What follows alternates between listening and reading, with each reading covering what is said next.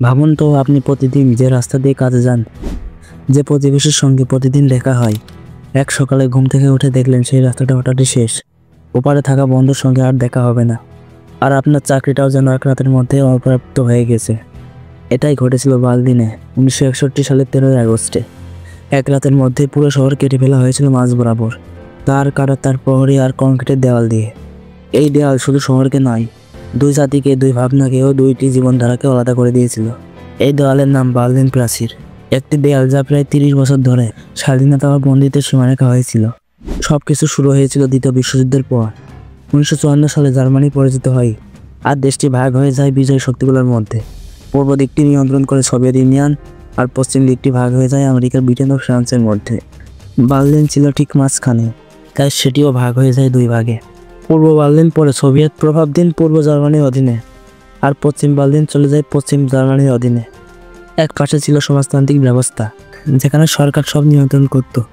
অন্য পাশে ছিল পুঁজিবাদ, যেখানে মানুষ স্বাধীনভাবে কাজ করত, ব্যবসা করত। দুটি মুদ্রা, দুটি আইন, দুটি জীবন।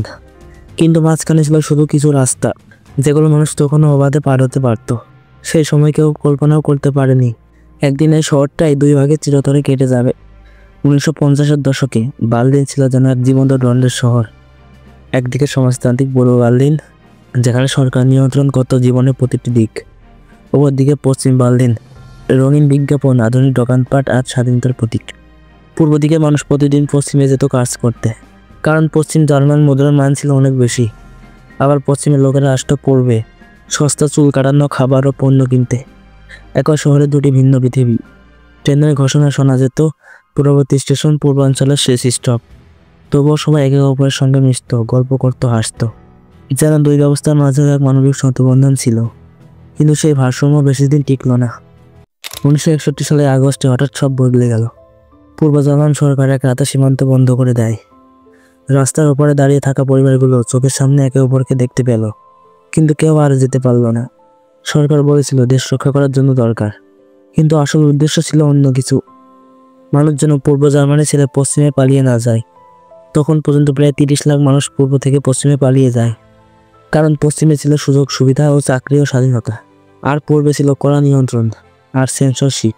সেই রাতেই সৈন্যরা নামলো রাস্তায়, কাঁটাতারের বেড়া বসানো হলো, আর পুরো বার্লিন এক বিশাল কারাগারে পরিণত হলো। প্রাচীর তখনও পুরোপুরি তৈরি হয়নি, তবুও মানুষ পালানোর চেষ্টা করত জীবনের ঝুঁকি নিয়ে। তাদের মধ্যে একজন ছিল 18 বছর বয়সী পিটার ফ্যাক্টর। তার বোন থাকতো পশ্চিমে, কিন্তু সে দেখা করতে পারতো না। একদিন সে সিদ্ধান্ত নিল, আমি পালাবো। 17 আগস্ট 1962 সেও তার বন্ধু হেলমুট এক বাড়ির ভেতর দিয়ে পার হওয়ার চেষ্টা করলো। তারা একটা জানালা পেল, যেখান থেকে দেখা যাচ্ছিল স্বাধীনতার রাস্তা। দৌড়ে তারা প্রথম বেড়া পার হলো, কিন্তু সেনারা তা দেখে অনবরত গুলি চালাতে শুরু করে। হেলমুট পার হয়ে গেল, কিন্তু পিটার ফ্যাক্টর গুলিবদ্ধ হলো প্রাচীরের সামনে। সে মাটিতে পড়ে রইল 50 মিনিট ধরে। চারিদিকে মানুষ চিৎকার করছে, সাহায্য চাচ্ছে, কিন্তু কেউ পার হচ্ছিল না, কারণ গুলি খাওয়ার ভয়ে। আর সেইভাবে সবার সামনে পিটার ধীরে ধীরে মারা গেল, স্বাধীনতার কয়েক গজ দূরে। এই ঘটনায় পশ্চিমে আলোড়ন তোলে, কিন্তু পূর্ব সরকার বরং প্রাচীর আরো শক্ত করে তোলে। এর পরের বছরগুলোতে বার্লিন প্রাচীর শুধু দেয়াল নয়, একটি মারাত্মক সীমান্ত ব্যবস্থায় পরিণত হয়। দুটি সমান্তরাল প্রাচীরের মাঝখানে ছিল খোলা ময়দানের মতো ডেড স্ট্রিপ, যেখানে লুকানো অসম্ভব। প্রাচীরের পাশে ছিল স্টিলের সুযুক্ত স্টালিনের ঘাস, যা কারো পায়ে বেঁধে যেত। তারপর ছিল সিগন্যাল ফেন্স, যা স্পর্শ করলে এরাম বাজত। প্রতি কিছু দূর পর পর ছিল টাওয়ার, যেখানে প্রহরীরা 24 ঘন্টা বন্দুক নিয়ে পাহারা দিত। আর তাদের আদেশ ছিল স্পষ্ট, যে কেউ পালানোর চেষ্টা করবে গুলি করো। ট্যাঙ্ক, ট্র্যাপ, কুকুরের প্যাট্রোল, সার্চ লাইট, সব মিলিয়ে এই প্রাচীরকে অতিক্রম করা প্রায় অসম্ভব ছিল। বছর কেটে গেল, কিন্তু দেয়াল আরো দৃঢ় হলো। তবে মজার ব্যাপার, পশ্চিম দিকে মানুষ এই দেয়ালকে ভয় নয়, বরং শিল্পের ক্যানভাস বানিয়ে ফেললো। সেখানে আঁকা হতো রঙিন গ্রাফিতি, স্বাধীনতার প্রতীক, ব্যঙ্গচিত্র, যেখানে লেখা থাকতো ফ্রিডম উইল উইন অথবা টিয়ার দিস ওয়াল ডাউন। অন্যদিকে পূর্ব দিক ছিল নীরব ও ধূসর, যেখানে কেউ আঁকতো না, কেউ বলতো না। দুটি দিক, দুটি পৃথিবী, একদিকে মুক্ত ভাবনা, অন্যদিকে গোপন ভয়।